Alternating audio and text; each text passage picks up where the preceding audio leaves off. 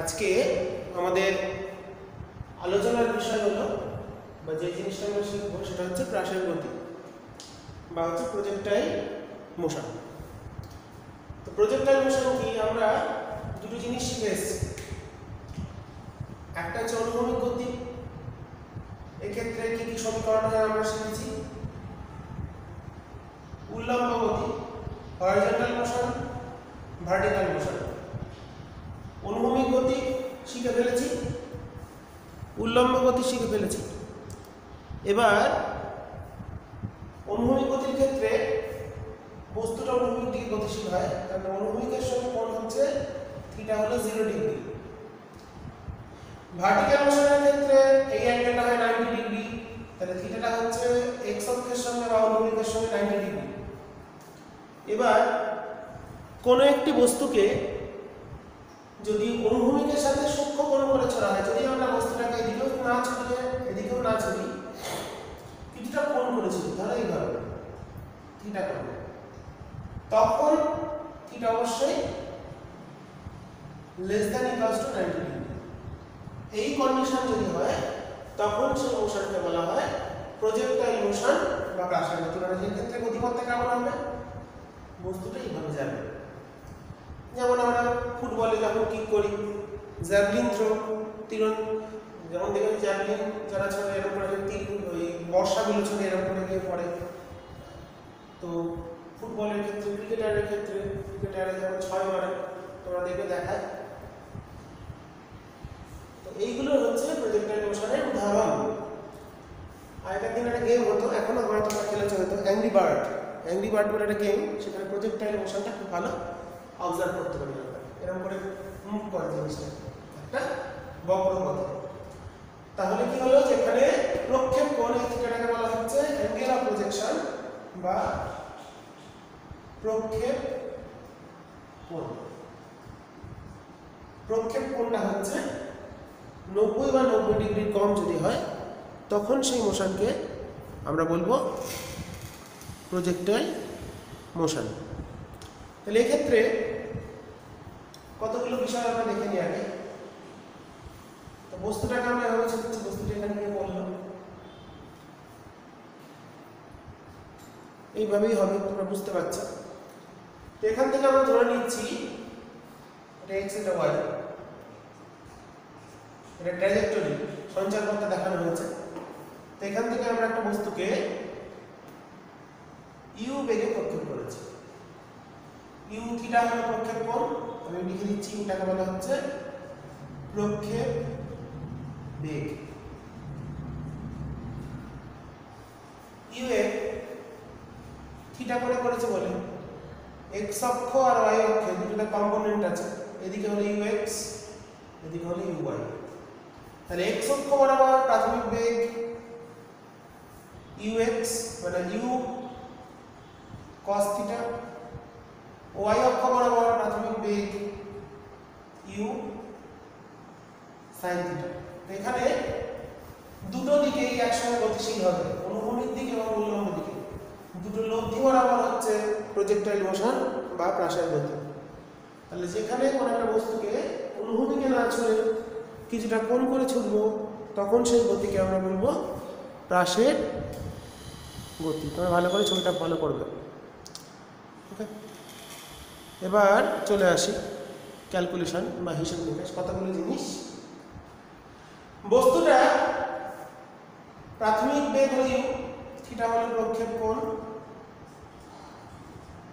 বস্তুটা যে দূরত্ব অতিক্রম করে গিয়ে ভূমি স্পর্শ করবে, এখান থেকে এটা হচ্ছে পয়েন্ট অফ প্রজেকশন, ওটা হলো প্রক্ষেপ বিন্দু। প্রক্ষেপ বিন্দু থেকে আমরা ছুঁড়েছি, যত দূরে গিয়ে পড়বে, বললাম এখানে আমাদের কিউ বিন্দুতে গিয়ে পড়লো, তাহলে ও কিউটাকে বলা হচ্ছে রেঞ্জ বা অনুভূমিক সীমা।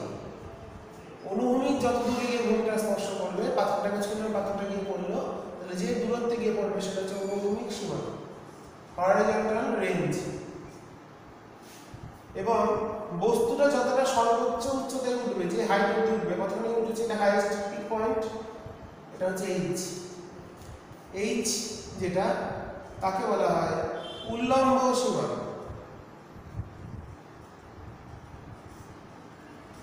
উল্লম্ব সীমা বা হচ্ছে সর্বোচ্চ উচ্চতা। এই উচ্চতা অবধি বস্তুটা উপরের দিকে উঠল। ওকে, এবার এটা যদি পি পয়েন্ট বলি, ও থেকে পি তে যে সময় উঠবে, আমরা কি জানি একটা বস্তু উল্লম্ব গতির ক্ষেত্রে উঠতে যা সময় লাগে নামতে উঠতে সময় লাগে। ও থেকে পি তে পৌঁছতে যে সময় লাগে, পৌঁছানোর যে সময় লাগে, হাইয়েস্ট পয়েন্ট পৌঁছতে যে সময় লাগে তাকে বলা হচ্ছে উত্থান কাল।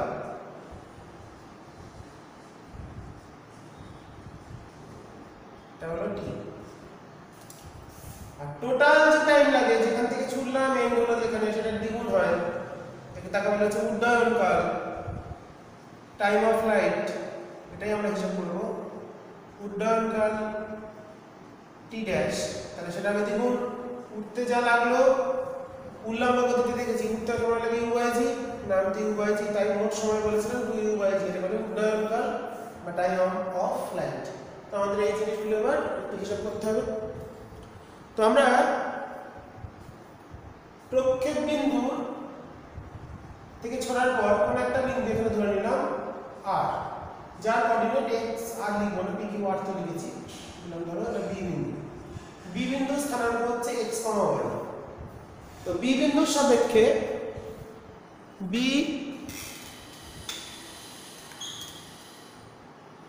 সাপেক্ষে আমরা ছবিটি একটু দেখে নিই। b বিন্দুর সাপেক্ষে ছবিটা আঁকছি। তাহলে এইটুকুনি উচ্চতায় y, এইটুকুনি x।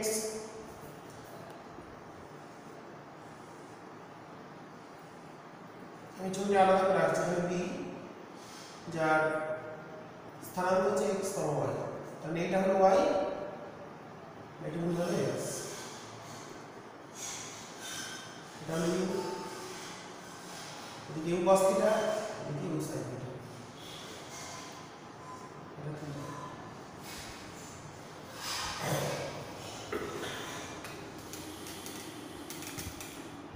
এবার আমরা চলে আসি, মনে করি ও থেকে বি বিন্দুতে পৌঁছাতে সময় লাগে, একটু কম লাগবে, হাইয়েস্ট থেকে দিলাম সময়টি। ও থেকে বিতে বস্তুটার পৌঁছাতে সময় লাগে হচ্ছে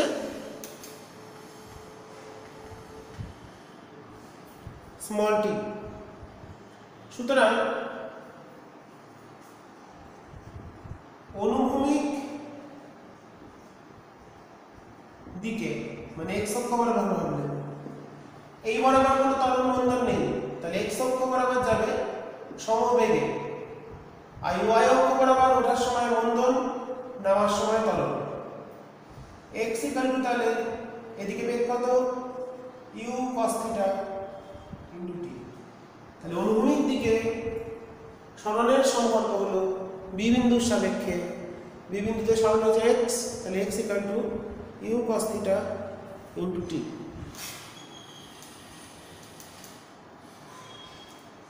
এটা ইকুয়েশন নাম্বার 1।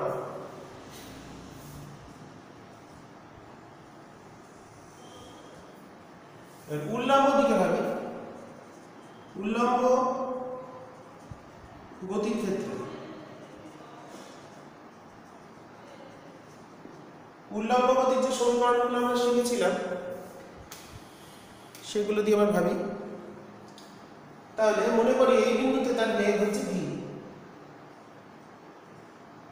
আর এই যে কোণটা সেটা হলো ফাই। তাহলে এদিকে হবে v cos phi, এদিকে হবে v sin phi। বুঝতেই পারছো আস্তে আস্তে অ্যাঙ্গেলটা কমছে, দেখ অ্যাঙ্গেলটা কিন্তু আস্তে আস্তে কমে যাচ্ছে, কমতে কমতে গিয়ে হাইয়েস্ট পয়েন্টে গিয়ে অ্যাঙ্গেল হলো 0। অ্যাঙ্গেলটা কমতে কমতে গিয়ে হাইয়েস্ট পয়েন্ট মানে পি পয়েন্টে গিয়ে 0, মানে প্রথম অ্যাঙ্গেলটা ছিল 60 থেকে ধরলাম 60 ডিগ্রি করে চললাম, তো 60 থেকে আস্তে আস্তে কমতে কমতে গিয়ে 0 হলো, তো 0 থেকে বাড়তে বাড়তে এসে আবার 60 হবে। তো উল্লম্ব গতির ক্ষেত্রে আমরা লিখতে পারি v equal to u minus gt, first equation. তাহলে এই বিন্দুতে বেগ কত উল্লম্ব দিকে, v sin phi সমান u sin theta minus gt। এদিকে প্রাথমিক বেগ হলো u sin theta, b বিন্দুতে এদিকে বেগ v sin phi, তাহলে v sin phi equals to u sin theta minus gt, উপর দিকে উঠছে মানে জি মন্দল, এটা 2। আর লিখতে পারি v square sin square phi equal to u square sin square theta minus 2gh, এইটা হবে y, b বিন্দুতে কত রয়েছে y, তাহলে এটা হচ্ছে 3, তাহলে v স্কয়ার সমান u স্কয়ার মাইনাস 2as। তাহলে b বিন্দুতে অন্তিম বেগ v sin থিটা উল্লম্ব দিকে, প্রাথমিক বেগ u sin থিটা, আর 2gy 2as যেটা হলো মন্দন, এই মাইনাস y হলো সরণ। আর লিখতে পারি y সমান u sin theta t minus r dt square, equation number 4। তো এই চারটে equation s equal to ut minus r dt square, এই চারটি ইকুয়েশন আমরা পেতে পারি। এবার এই চারটি ইকুয়েশন আমরা ফর্ম করলাম, তোমরা ভালো করে ফলো করবে।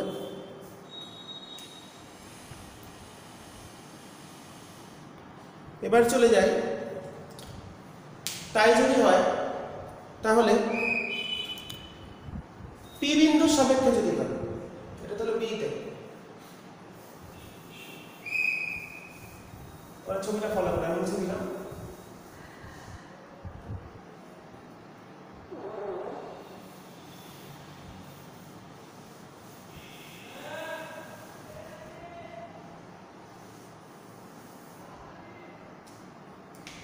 এখন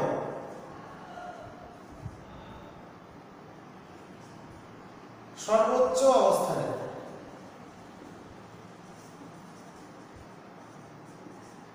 মানে পি তে থিটা 0, অতএব অনুভূমিক বেগ পরিবর্তন হয় না, তার মানে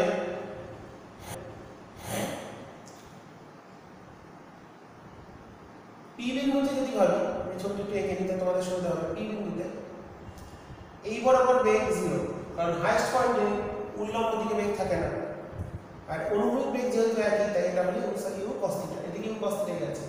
আরেকটা কথা লিখতে পারি, দেখো আগের ছবিতে u cos থিটা অনুভূমিক দিকে, আর প্রাথমিক হচ্ছে v cos theta, v cos phi, তাহলে u sin u cos theta সমান লিখতে পারি v cos phi, এটাও লিখতে পারি। অনুভূমিক দিকে এখানটা লিখে দিই u cos থিটা সমান v cos phi, এটা ইকুয়েশন নাম্বার 2, 3, 4 and 5 ফাইনালি। কেন হলো হ্রাসের গতির ক্ষেত্রে অনুভূমিক বেগ সব জায়গায় সমান, তাহলে যেখানেই আমরা অনুভূমিক বেগ নেব সেটা u cos থিটা হবে, যাই হোক না কেন সেটা সমান হবে সবগুলো বিন্দুতে। তাহলে হাইয়েস্ট পয়েন্টের ক্ষেত্রে y সমান h, x equal to r/2, middle point অর্ধেক, পুরোটা r, তাহলে এইটুকুনি হবে r/2, এইটুকুনি। পুরোটা যদি r হয় তাহলে অর্ধেকটা হবে r/2, মানে মিডল পয়েন্ট অবধি। আচ্ছা, হাইয়েস্ট পয়েন্টে উঠতে সময় লাগবে, t সমান হবে হচ্ছে কি u sin phi হবে 0, কারণ এদিকে কোনো কম্পোনেন্ট থাকবে না, হাইয়েস্ট তাহলে যদি এদিকে থাকে তাহলে আরো গুরুত্ব। ওকে, তাহলে এইগুলো আমি বসিয়ে দিই।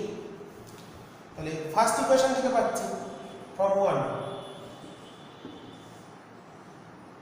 r/2 তাহলে আর পেয়ে গেলাম 2u cos theta d। Option number 6। Equation 3 থেকে পাচ্ছি ফ্রম 3 v sin phi 0, তাহলে 0 equals to u sin theta minus g। Theta ছিল হচ্ছে উত্থানকাল, t এর সূত্র চলে এলো u sin theta by g। তাহলে উত্থানকাল সর্বোচ্চ উচ্চতায় পৌঁছানোর সময় উত্থানকালের সূত্র পেয়ে গেলাম। অঙ্ক আসে, সূত্র অঙ্কন রাখতে হবে, প্রমাণটাও জানতে হবে। উত্থানকাল পেয়ে গেলাম u sin theta by g। অতএব ফ্রম 4 4 থেকে লিখতে পারি, অতএব r সমান 2u cos theta, t এর মানটা বসিয়ে দিলাম u sin theta by g। তাহলে হলো u square 2 sin theta cos theta মানে sin 2 theta বাই g। তাহলে সর্বোচ্চ অনুভূমিক সরণ বা অনুভূমিক সীমা তার সূত্র হলো u square sin square theta by 2g। এটা হচ্ছে অনুভূমিক সীমা, মানে কত দূরে গিয়ে ভূমি স্পর্শ করবে। অনুভূমিক সীমার মানটা আমরা পেয়ে গেলাম। তাহলে উত্থানকাল পেলাম। সুতরাং আমরা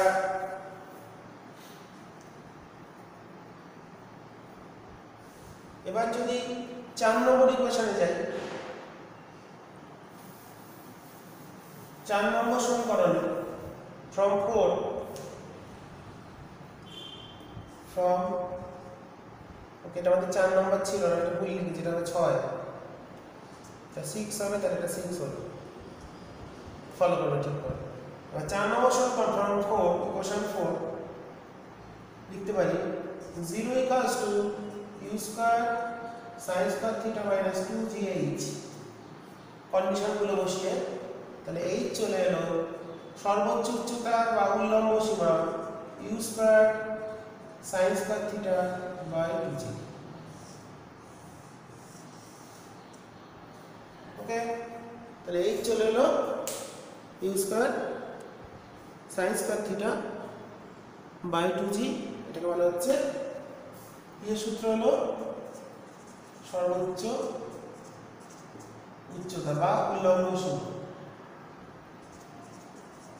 আর উত্থিতিকাল যেটা হবে, সরি উড্ডয়নকাল, কতক্ষণ ধরে উঠবে? উড্ডয়নকাল হলো 2t ড্যাশ।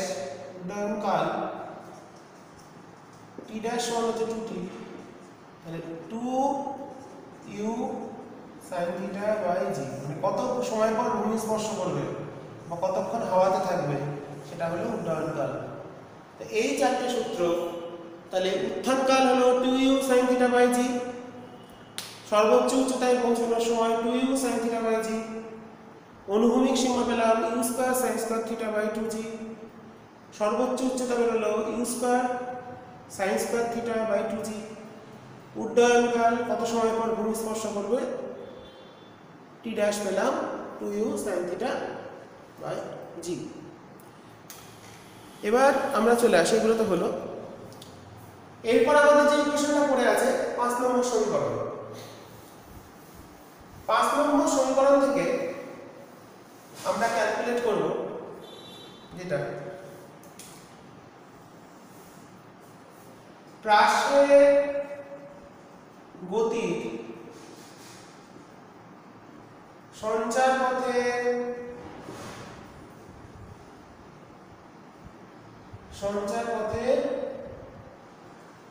সমীকরণ। তো সঞ্চার পথটা যে অধিবৃত্ত হয় সেটা আমাদের প্রমাণ করতে হবে। প্রাশ্বের গতির সঞ্চার পথের সমীকরণ এবার আমরা প্রতিষ্ঠা করব। তো আমরা পেয়েছি y সমান u sin theta t minus half g t square। আমাদের সঞ্চারপথের সমীকরণ মানে হচ্ছে x y এর সম্পর্ক। আর x পেয়েছিলাম u cos θ × t। তো আমরা কি করব, অর্থাৎ y সমান লিখছি u sin θ, t এর মানটাকে এখানে অপনয়ন করব, t এর মানটা এখান থেকে বসিয়ে দাও। তাহলে t কত আসছে x u cos θ। তাহলে এখানে যদি বসিয়ে দিই তাহলে x u cos θ minus half g x u cos θ whole square। তাহলে এটা y এর একটা ফর্ম আমরা পেলাম। এবার একটু হিসাব করে নাও, তোমরা নিজেরাই পারবে। তাহলে u কেটে গেল, মানে tan θ x g by 2u square cos θ x square। ইকুয়েশনটা দেখতে কেমন হলো? a x কারণ এটা কনস্ট্যান্ট, প্রক্ষেপণ কনস্ট্যান্ট, তাহলে tan θ এর মান কিন্তু কনস্ট্যান্ট, থিটাটা কনস্ট্যান্ট বলে tan θ constant, minus b x square. এটা কেন b? g টা কনস্ট্যান্ট, u টা কনস্ট্যান্ট, θ কনস্ট্যান্ট, তাহলে টোটালটা কনস্ট্যান্ট হবে। তাহলে y সমান ax b x স্কয়ার। এটা কিন্তু একটা অধিবৃত্তের সাধারণ সমীকরণকে প্রকাশ করে। এটা কি প্রকাশ করে? অধিবৃত্তের সাধারণ সমীকরণ, অধিবৃত্তের সাধারণ সমীকরণকে প্রকাশ করে। সুতরাং হ্রাসের গতির সঞ্চারপথ কেমন হলো? অধিবৃত্তাকার। তাহলে হ্রাসের গতির সঞ্চারপথ হলো অধিবৃত্তাকার। 2 নম্বর বা 3 নম্বরের কোশ্চেন হিসাবে আসে। তো আমরা এটা যেমন পেলাম সঞ্চারপথের সমীকরণ, এই সমীকরণকে একটা রূপে আমরা প্রকাশ করতে পারি। এই সমীকরণকে একটা ফর্মে আমরা প্রকাশ করতে পারি। সেটা দেখি কিভাবে। তো সেটা প্রকাশ করার জন্য আমরা ইকুয়েশনটা লিখে নিচ্ছি। এই ইকুয়েশনটাকে y সমান পেয়েছি x tan θ minus g x square by 2 u square cos θ। ওকে, তো এই ইকুয়েশন আমরা পেয়েছি। আমরা কি করব? এই ইকুয়েশনে এক মিনিট, এই ইকুয়েশন থেকে যদি আমরা tan θ টা কমন নিই তাহলে হচ্ছে x minus x tan θ পুরোটাই কমন নিই, জিনিসটা আরো ভালো হবে। তাহলে 1 minus gx square by 2 u square cos θ। x tan θ common নিই, তাই নিচে x tan θ লিখে দিলাম। লিখলাম, ওকে।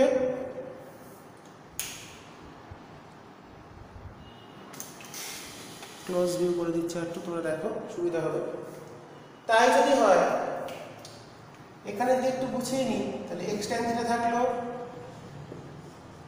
1 মাইনাস, দেখো একটা x কেটে গেছে, g tan কে ভাঙলে sin বাই cos, তাহলে থাকলো u স্কয়ার 2 sin θ cos θ।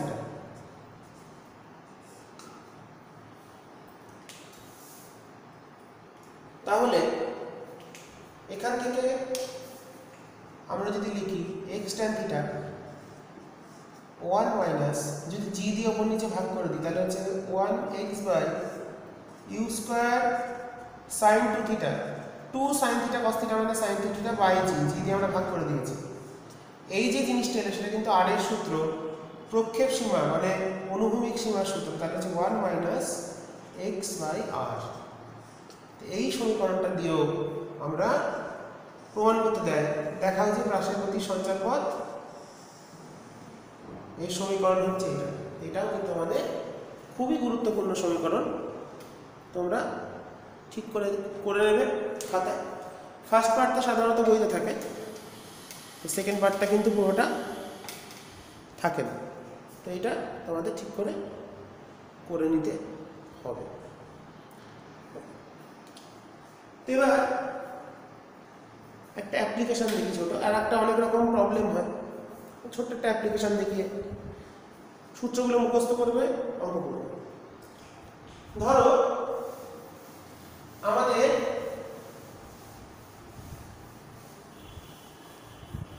বলল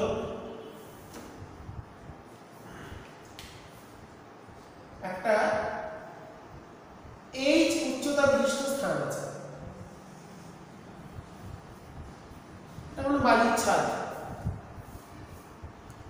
h উচ্চতা বিশিষ্ট স্থান আছে, p পয়েন্ট, এটা কি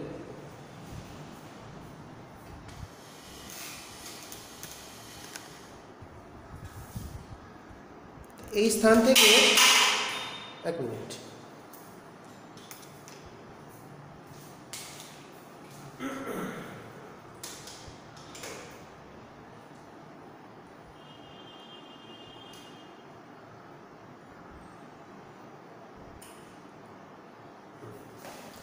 এই স্থান থেকে P থেকে বলা হলো একটা পাথরকে অনুভূমিক দিকে ইউ বেগে ছড়া হবে। প্রশ্ন হলো, বলা হলো পাথরটা ভূমি স্পর্শ করলো, ডি দূরত্ব গিয়ে বললো, লোকের বাড়িতে ঢিল মারছে মনে করো বাড়ির ছাদ থেকে, আর বিন্দুতে গিয়ে করলো। তো এদের মধ্যে সম্পর্ক বা এই ধরনের প্রবলেম দিলে আমরা কি করে তার সমাধান করব। আমাদের এরকম প্রবলেম দিতে পারে, আবার একটা প্রবলেম দিতে, এই প্রবলেমটা দিল, আমি দুটোই দেখিয়ে দিচ্ছি একবারে। একদম এটা পি পয়েন্টই ছিল, এটা কিউ, একবারে সোজা না ছুড়ে এখানে অনুভূমিকের সঙ্গে কোণ করেছিল, হতেই পারে বলেই হলো থিটা, ইউ বেগেই ছুড়েছে টি সময় পর গিয়ে। তো আমরা এই দুটো প্রবলেম, এই ধরনের প্রবলেমগুলো আমরা কি করে সলিউশন করব সেটা আমরা এবার ভালো করে বুঝে নেব। প্রথম চলে আসি, দুটো আলাদা প্রবলেম, আলাদাভাবে ভাবি। দুটো আলাদা প্রবলেম, তাহলে কি করে করা যায়? মনে করছি প্রথম প্রবলেমটা দেখি, তাহলে এই বরাবর সে যদি গতিশীল হতো তাহলে তার কোনো ত্বরণ বা মন্দন থাকতো না, কিন্তু নিচে নামছে মানে জি ত্বরণ। তাহলে এখানে দুটো দিক, ত্বরণের জন্য সে পৌঁছতে চাইছে পি থেকে কিউতে, কিন্তু অনুভূমিক গতি থাকার জন্য সে আলটিমেটলি পৌঁছচ্ছে পি থেকে, অনুভূমিক গতি থাকার জন্য সে আলটিমেটলি পৌঁছচ্ছে পি থেকে কিউতে। বোঝা গেল? তাহলে পৌঁছতে চাইছিল, পৌঁছানো উচিত ছিল হচ্ছে, যদি ওখান থেকে আমি ইউটা 0 হতো, বুঝতেই পারছি সোজা উল্লম্ব গতি করেছি আমরা।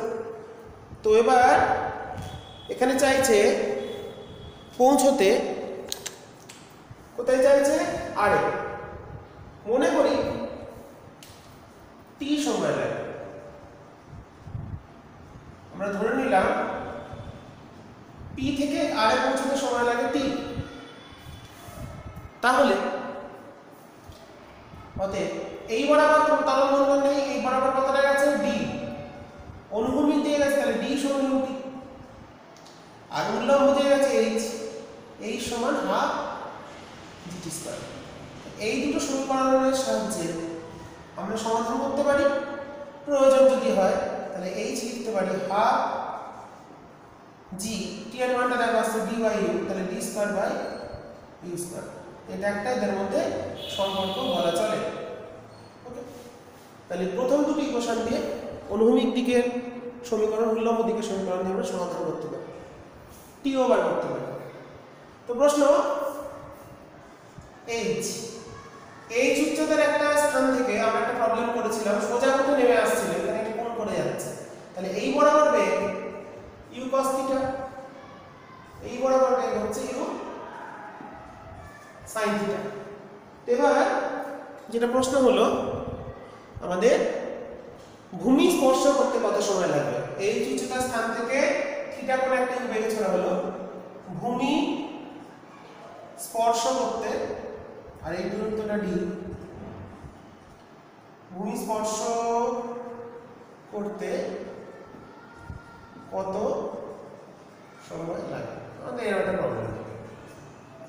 তো এই প্রবলেম আমরা করেছি, তো উপর দিকে ছুটছি, তাহলে এই বিন্দু এখান থেকে এখানে সাপেক্ষে সরণ, সেই ইকুয়েশন আমরা শিখেছিলাম, তাহলে সরণের সমীকরণ কি হবে, তাহলে -h, তাহলে -h ওই প্রবলেমটার সঙ্গে সিমিলার। এখানে উপর দিকে প্রাথমিক বেগ উল্লম্ব গতির কথা ভাবছি, উল্লম্ব গতির সমীকরণ তাহলে কি দাঁড়ালো, -h u sin θ t সময় লাগবে পৌঁছতে, -rct স্কয়ার, এটা এক নম্বর উল্লম্ব। আর অনুভূমিক গতির কথা ভাবলে, অনুভূমিক দিকে সমান বেগে চলে, d u cos θ t, তাহলে ইউ দেওয়া আছে, ইউ দেওয়া নেই, ইউ বা কিছু দেওয়া নেই, থিটা দেওয়া নেই, তখন আমাদের এই দুটি ইকুয়েশনের সাহায্য নিয়ে এই ধরনের প্রবলেমগুলো তোমাদের প্রবলেম বইতে পাবে, করবে। আমি জাস্ট প্রসেসটা বুঝিয়ে দিলাম কি করে সমাধান করা যেতে পারে, কিছু না কিছু জিনিস দেওয়া নাই থাকতে পারে, সেটা বুঝে নিয়ে করতে হবে। ওকে, তো এই দুটো প্রবলেম, তাহলে অনুভূমিক গতির ক্ষেত্রে ইউ cos θ কনস্ট্যান্ট, অনুভূমিক দিকে সরণ হলো ডি, মনে করছি সময় লাগবে টি সময় লাগবে, তাহলে U cos θ into T equal to D, and সরণের সমীকরণ ভাবলে পি থেকে আর বিন্দুতে সরণ হলো -h, তাহলে -h equal to U sin θ T minus half G T square. তো এই দুটো সমীকরণ, তাহলে দুটো প্রবলেম আমরা শিখলাম রাশিয়ার গতির ক্ষেত্রে। এই ধরনের প্রবলেমগুলো করবে, সূত্র শিখিয়ে দিলাম, সূত্র দিয়ে অঙ্কগুলো করার চেষ্টা করবে, আর না পারলে তো আমি দেখিয়ে দেবো। ঠিক আছে, তাই আজকে রাশিয়ার গতি টপিকটা আমাদের কমপ্লিট হয়ে গেল। আর যদি কোনো সমস্যা থাকে, প্রশ্ন থাকে, সেটা করবে গ্রুপে। আর ভেক্টর চ্যাপ্টারের মধ্যে আমাদের শুধু বাকি থাকলো আপেক্ষিক বেগ। তো আপেক্ষিক বেগটা একটুখানি সামনে থেকে বোঝালে সুবিধা হয়, তা আমি দেখবো এখানে বোঝানো যায় কিনা। তোমরা ভিডিওগুলো ফলো করো, ঠিক করে লিখে নাও, আর নিউমেরিক্যালগুলো করো। তো এখন তো বোঝা যাচ্ছে না কবে থেকে আবার শুরু করা যাবে, তো এটা কমপ্লিট হলে আমি লস অফ মোশনটা শুরু করবো। থিওরিগুলো রেডি করো, তারপরে যখন আবার পড়া শুরু হবে, অঙ্ক নিয়ে এখন অতটা চিন্তা করে লাভ নেই। অঙ্ক যা পারবে নিজেরা করো, যেগুলো পারবে না দেখাও, আর তারপরে আবার আমি অঙ্ক করাবো, অসুবিধা নেই, কিন্তু থিওরিটা আমরা এগিয়ে নিয়ে যাই, আমাদের অনেক থিওরি আছে। তো এরপর আমরা এটা চ্যাপ্টারটা কমপ্লিট করে একমাত্রিক গতি হয়ে গেছে, ভেক্টর প্রায় কমপ্লিটের মুখে, এটা শেষ হয়ে গেলে আমরা নিউটনের গতিসূত্রটা শুরু করব।